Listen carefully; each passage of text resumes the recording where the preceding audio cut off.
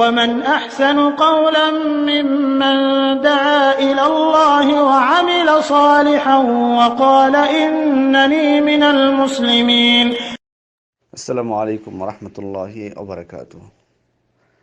আমাদের একজন ভাই প্রশ্ন করেছেন যে আমরা বলি যে সালাতের এই রুকুন, এতটি রুকুন আছে, এতগুলো ওয়াজিব আছে, এতগুলো মুস্তাহাব আছে বা অন্যান্য ইবাদতের ক্ষেত্রেও, তো এগুলো কিসের উপর ভিত্তি করে এটা নির্ধারিত? আসলে এখানে যে কথাটি বলবো সেটি হলো যে এগুলোর কিন্তু মূলনীতি রয়েছে, এগুলোর অনেক মূলনীতি রয়েছে। তবে সকলের দ্বারা এই সমস্ত মূলনীতি বোঝা সম্ভব না।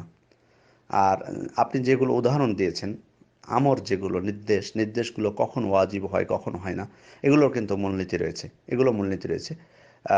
কখন সাধারণভাবে যেটা হয় নির্দেশ, সেটা তো ওয়াজিব হবে, কিন্তু তার সাথে যদি অন্য কোনো দলিল বা কারিনা যুক্ত হয় যেটা প্রমাণ করে যে এটা ওয়াজিব না, তখন সেটা ওয়াজিব হবে না। এটা যেমন একটা কায়দা।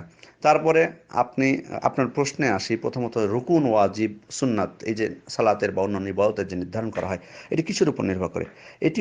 এটি ফোকাহাগণ, মুজতাহিদ ইমামগণ, মুজতাহিদ আলেমগণ এটা নির্ধারণ করেছেন। এটা হাদিসের মানে রাসূল সাল্লাল্লাহু আলাইহি ওয়াসাল্লামের নির্দেশের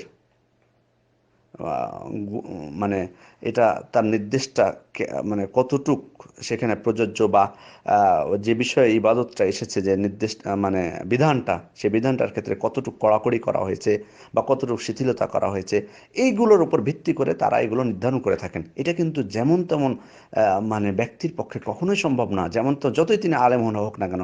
এটা অত্যন্ত উঁচু লেভেলের মুজতাহিদ ইমাম যারা, তারা এটা নির্ধারণ করতে পারেন। আমাদের ফোকাহগণ তারা এগুলো নির্ধারণ করেছেন। তবে এগুলো নির্ধারণ করতে যে মতভেদ হয় এটা তো আমরা জানি সকলেই। যেমন দেখুন, সালাতের রুকুনের ক্ষেত্রে মতভেদ রয়েছে। আবু হানিফার নিকট রুকুন হচ্ছে 7টি বা যেটাই হোক না কেন, আবার হাম্বালি ইমাম আহমদ ইবনে হাম্বলের নিকট 14টি বা 12টি, যেমনটি আপনি ইঙ্গিত দিয়েছেন। তো এই ধরনের মতভেদ হতে পারে। আবার কেউ হয়তো বলতে পারেন যে এটা রুকুন, আবার অন্যরাই আবার এই বিধানকে বলেন না এটা রুকুন না এটা ওয়াজিব, আবার কেউ বলেন এটা ওয়াজিব, আবার কেউ বলেন না এটা ওয়াজিব না এটা সুন্নাত। এগুলো মতভেদ হয়েছে, কিন্তু এগুলো নির্ধারণ করেছেন ফুকাহাগণ, ওলামা ইকরাম, মুজতাহিদ ইমামগণ। তারা কোরআনের নির্দেশ এবং হাদিসের যে ইবারতগুলো, সেগুলোর উপর সবগুলোকে একত্রিত করে। এই জন্য একটা হাদিসের উপর ভিত্তি করে কারো পক্ষে বলা সম্ভব না যে এটা ওয়াজিব বা এটা ফরজ বা এটা মুস্তাহাব, কখনোই না। এটা যেমন তেমন ব্যক্তির পক্ষে সম্ভব না। আজকে খুব কষ্ট লাগে যখন কারো মুখ থেকে শুনি বলে যে আমরা শুধু কোরআন হাদিস মানবো, আমরা এখন ফতোয়া দিই। মানুষ আগে, আমি একজন মানে বড় একজন জ্ঞানী ব্যক্তির মুখে শুনেছি একটা বক্তব্যে, উনি বলছিলেন যে আমরা প্রমাণ করে দিয়েছি যে শুধুমাত্র কোরআন এবং হাদিস দ্বারাই ফতোয়া দেওয়া যায়। আগে মানুষ জানতো ফিকা ছাড়া ফতোয়া হয় না। এখন আমি এখানে একটা কথা বলবো যে ফিকা জিনিসটা কি আসলে। আসলে আমাদের মধ্যে অনেক অজ্ঞতা রয়েছে। আমরা ফিকাকে মনে করি কোরআন হাদিসের বাইরে। ফিকা কি জিনিস? যখন বলা হয় যে ফিকার বই, তখন মাথায় অনেকের বলে যে ফিকার বই মানে কেমন যেন একটা মানে মানে ওটা তার কাছে গ্রহণযোগ্য না বা ভালো না, এই ধরনের পেয়ে। আসলে ফিকা জিনিসটা কি, এই জিনিসটা কিন্তু আমাদেরকে বুঝতে হবে। ফিক শব্দের অর্থ হলো বুঝ, জ্ঞান। কোরআন হাদিসের যে বুঝটা, সেটাই হচ্ছে ফিকা। কোরআনের আয়াত থেকে, হাদিস থেকে ফোকাহগণ, ওলামায়ে কেরাম যেটা বুঝেছেন, সেটাই হচ্ছে ফিক। এটা তো যেমন তেমন ব্যাখ্যার পক্ষে সম্ভব না। এটা কোরআন হাদিসের বাইরের কিছু না। অনেকের মনে করে যে ফিকা মনে হয় কোরআন হাদিসের বাইরের কোনো জিনিস। না, এটা বাইরের কিছু না। ফিক হলো কোরআন, ওলামায়ে কেরাম যেটা বুঝেছেন কোরআন এবং হাদিস থেকে, সেটা। যেমন ধরুন, একটা উদাহরণ দিই, যে একটা হাদিস আছে, ইয়া আবা উমাইর মা ফাআলান নুগাইর। রাসূলুল্লাহ বলেছিলেন আবু উমাইরকে, হে আবু উমাইর, নুগাইরের কি হয়েছে? এই যে ছোট্ট একটা হাদিস, এই হাদিস থেকে ইমাম শাফিঈ রাহিমাহুল্লাহ 100টি মাসআলা বের করেছেন। 100টি মাসআলা বের করেছেন। তা আমি আপনি কি পারবো? একটা মাসআলা বের করেন তো এখান থেকে, এটা কি সম্ভব নাকি? তো এখান থেকে ইমাম শাফিঈ 100টি মাসআলা বের করেছেন। তো এটাই হলো ফিক। উনি যে বের করলেন, এটাই হলো ফিক। আচ্ছা, এবার বলি, যদি কোনো মানুষ ধরেন হজে আসে, হজে আসার সময় উনি আপনার কাছে গেলেন, তো আপনি যে আমি হজের নিয়ম কানুন শিখতে চাই।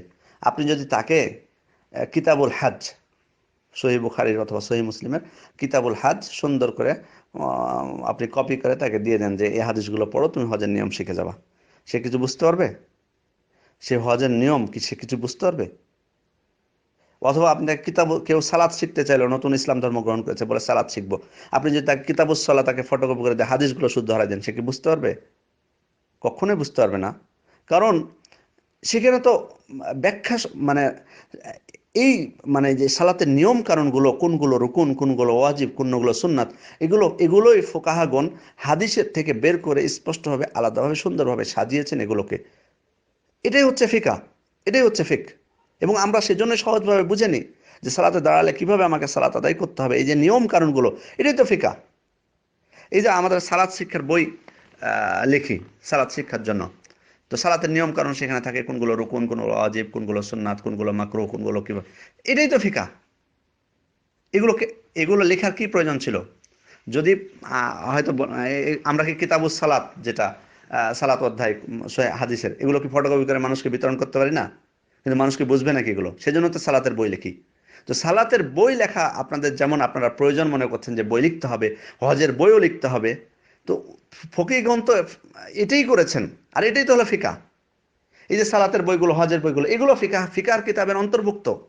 আপনারা অনেকে ভুল বুঝেন, ফিকাকে মনে করেন কোরআন হাদিসের বই। তো এই যে সালাতের বইগুলো লেখা হয়, ওলামা একরাম লেখেন, আমাদের সালাফি বিদ্বানগণ, সহিহ আকীদার আলেমগণ যে লিখেছেন, বা অন্যান্য ওলামা একরাম যে লেখেন, এগুলোকে আপনারা মনে করেন যে এগুলো মানে এগুলো ঠিক না? আপনারা তো স্বাভাবিকভাবে জানেন যে এগুলো উপকারী আমাদের। আমাদেরকে সরাসরি হাদিসের কিতাবুস সালাহ দিয়ে দিলে, বা কিতাবুজ যাকাত দিয়ে দিলে, বা কিতাবুল হাজ দিয়ে দিলে আমরা বুঝবো না সেটা। তো এটা কারণ কি করেছেন? তারা বুঝিয়ে দেওয়ার জন্য সুন্দরভাবে সাজিয়েছেন, ব্যাখ্যা করেছেন এবং দলিল দিয়েছেন, সেগুলো দলিল হিসেবে ব্যবহার করেছেন। কেন? আমাদের বোঝার জন্য। তেমনইভাবে ফুকাহাগণ এটাই করেছেন। এটাই হলো ফিকা। এই বইগুলো ফিকার কিতাবের অন্তর্ভুক্ত। আমরা বলি আর না বলি, তো এটাই কিন্তু ফিকা। আমরা মনে করি যে ফিকা মনে হয় অন্য কিছু, কোরআন হাদিসের বাইরে। না, কোরআন হাদিসের বাইরে না, এটা কোরআন হাদিসের মধ্যেই ওলামা কেরামের বুঝ। কিন্তু বুঝটা ভুলও হতে পারে, এটা মানুষ তো, ওনারা তো আমরা তো, আমি তো সবসময় একটা কথা আপনাদেরকে স্মরণ করে দিই, ইমাম মালিকের উক্তিটি যে যে কুল্লুন ইউখাযু মিন কওলিহি ওয়া ইউরাদ ইল্লা সাহিবু হাযাল কবর। অর্থাৎ পৃথিবীর প্রত্যেকটা মানুষের কথা গ্রহণীয় হতে পারে, বর্জনীয় হতে পারে, তবে এই কবরের অধিবাসী ব্যতীত, অর্থাৎ রাসূল সাল্লাল্লাহু আলাইহি ওয়াসাল্লাম ব্যতীত তার প্রতিটি কথাই গ্রহণীয়, এবং তার প্রতিটি কথাই গ্রহণীয়। তো রাসূল সাল্লাল্লাহু আলাইহি ওয়াসাল্লাম ছাড়া অন্যদের এটা ভুল হতে পারে, বোঝার ক্ষেত্রে ভুল হতে পারে, কিন্তু এটা হলো বুঝ। তারা কোরআন হাদিস থেকেই বুঝেছেন। তো তারা কোরআন হাদিস থেকে বুঝতে যে তারা উল্লেখ করেছেন যে রাসূল সাল্লাল্লাহু আলাইহি ওয়াসাল্লাম এই বিধান, যেমন সূরা ফাতিহা, এটা রুকুন না ওয়াজিব না সুন্নাত? তো ওলামা ইকরাম বুঝেছেন যে এটা রুকুন। অর্থাৎ রুকুন কোনটা? যেটা ভুলে হোক, ইচ্ছা করে হোক, ছেড়ে দিলে সালাত হবে না, এবং সহযোগিতা দিলেও সেটা আদায় হবে না। আর ওয়াজিব কোনটা? যেটা ভুলে ছেড়ে দিলে, ভুলে যদি ছেড়ে দেয় তাহলে তার সালাতে ত্রুটি হয়ে যাবে, আর যদি সহযোগিতা দিয়ে দেয় তাহলে তার ত্রুটি এটা মুক্ত হয়ে যাবে, পূর্ণ হয়ে যাবে সেটা। আর সুন্নাত হলো যে যেটা করলে নেকি পাবে, না করলে নেকি পাবে না। তো কোনো ক্ষতি হবে না সালাতের। তো এখানে যে পার্থক্যটা, সূরা ফাতিহাকে রুকুন কেন বললেন? শুধু রাসূল ইসলাম পড়েছেন বলে কি তারা রুকুন বলেছেন? রাসূল ইসলাম তো বুকের উপর হাত বেঁধেছেন, বুকের উপর হাত বাঁধা বা সালাতে হাত বাঁধা এটা তো সুন্নাত না, বরং আরো দলিল রয়েছে। আরো দলিল রয়েছে, যেমন তিনি স্পষ্ট বলে গেছেন যে লা সালাতা লিমান লাম ইয়াকরা বিফাতিহাতিল কিতাব। তো অর্থাৎ যে ব্যক্তি সূরা ফাতিহা পড়ল না তার নামাজ হলো না। তিনি ওনারা কি করেছেন তখন? এই সমস্ত সবগুলো হাদিসের সমন্বয় করে তারা এগুলো নির্ধারণ করেছেন যে এটা হচ্ছে রুকুন, এটা হচ্ছে ওয়াজিব, এটা হচ্ছে সুন্নাত। তো এটা কিন্তু যেমন তেমন ব্যক্তির পক্ষে সম্ভব নাকি? এটা সম্ভব না। হ্যাঁ, তাদের মধ্যে মতভেদ হয়েছে। হয়তো হাম্বলি মাযহাবের তারা বলেছেন যে এতটি রুকুন বা এতটি ওয়াজিব। পরবর্তীতে শুধু ৪ ইমাম না, অন্য অন্য ইমাম ছিলেন। ৪ মাযহাব না হয় প্রসিদ্ধি লাভ করেছে তাদের ছাত্রদের জন্য, বা অন্য যে কোনো কারণে হোক, সেটার ইতিহাস আলাদা। কিন্তু আরও তো মুজতাহিদ ইমাম ছিলেন সে যুগে, বা তার পরবর্তী যুগে, বা সাহাবা ইকরামের সময়ে। তো এগুলো তো মতভেদ হয়েছে তাদের মধ্যে, কেউ এটা বুঝেছেন, কেউ এটা বুঝেছেন। পরবর্তীতে গবেষণা তার সেখানেই শেষ না। পরবর্তীতে ফকিহগণ, মুজতাহিদ আলেমগণ এসেছেন, তারাও এগুলো গবেষণা করেছেন, পর্যালোচনা করেছেন যে আগের ফুকাহাগণ যেগুলো বলেছেন সেগুলোর মধ্যে কোনটা বেশি শক্তিশালী সেগুলো নির্ধারণ করেছেন। আমরা যেটা শক্তিশালী সেটাকে আমরা গ্রহণ করে থাকি, সেটাকে আমরা গ্রহণ করে থাকি। কিন্তু আপনি এ যুগে এসে আপনি তাদের এই সমস্ত খেদমতগুলোকে, তাদের এগুলো পরিশ্রমগুলোকে আপনি উড়িয়ে দিয়ে বলবেন যে আমি শুধু হাদিস থেকে ফতোয়া দিব। আপনি কোত্থেকে বুঝলেন? হাদিসের ইবারতটা আপনি পড়তে জানেন না ভালোভাবে। আপনি কিসের ভিত্তিতে বলছেন আপনি হাদিস থেকে বলবেন? সালাতের সূরা ফাতিহা যে পড়তেই হবে, এটা আপনি বুঝেছেন কি থেকে? তাদের পরিশ্রম থেকেই তো আপনি এটা বুঝেছেন। আপনার নিজের মানে সাধ্য ছিল যে বের করা এই হাদিস থেকে, যে আপনি দলিল তো শুধু দিয়ে দিচ্ছেন, লা সালাতা লিমান লাম ইয়াকরা বিফাতিহাতিল কিতাব। আপনার তো সাধ্য ছিল না যে এই হাদিস থেকে আপনি দলিল দিয়ে বলবেন যে এটা রুকুন। রুকুন তো তারা নির্ধারণ করেছেন অন্য সবগুলো হাদিসের উপর ভিত্তি করে। কিন্তু আপনি সহজভাবে পেয়ে গেছেন আর আজকে তাদের খেদমতগুলোকে অস্বীকার করতেছেন। যাই হোক, এগুলো কথা বললে অনেক কথাই লম্বা চলে আসবে। যাই হোক, এখানে আমি তাই বলে যে মাযহাবি গোঁড়ামি যারা করেন তাদেরকে সাপোর্ট দিচ্ছি, এটা কিন্তু না, এটা আবার কেউ ভুল বুঝবেন না। হ্যাঁ, আমরা কারো গোঁড়ামি করি না, যেটা সঠিক যেটা শক্তিশালী সেটাকে গ্রহণ করি। তবে আমরা দিন এত সহজভাবে পাচ্ছি, তাদের পরিশ্রমের ফলে এটা কখনো অস্বীকার করা যাবে না।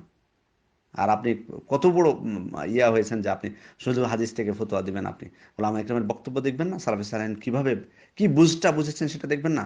ফিকা তো হলো তাদের বুঝটা, মুখে আবার বলছে যে আমরা সালাফে সালেহিনের বুঝ অনুযায়ী কথা বলি। তো যেটা ফিকাটাই তো হচ্ছে তাদের বুঝ, ফিক মানে তো হলো বুঝ। তাহলে আমরা কেন এইভাবে কথা বলি? হ্যাঁ, ফিকার কিতাবে সবই যে সঠিক সেটা না, যেমনটি আপনাদের ইঙ্গিত দিলাম, সেখানে ভুল থাকতে পারে, স্বাভাবিক, সেগুলো তো মানুষ, তারা তো মানুষ ছিলেন, মানুষ তো ভুলের ঊর্ধ্বে না। কিন্তু একজন আরেকজন ভুল ধরিয়ে দিয়েছেন, পরবর্তীতে ওলামা একরাম এসেছেন, তারা দলিল সহ সেগুলোকে খণ্ডন করেছেন, এগুলো পরবর্তীতে হয়েছে। কিন্তু আমাদের তাদের পরিশ্রমকে এড়িয়ে যাওয়ার কোনো সুযোগ নেই। আশা করি বিষয়টি বুঝেছেন। আসসালামু আলাইকুম রহমতুল্লাহ।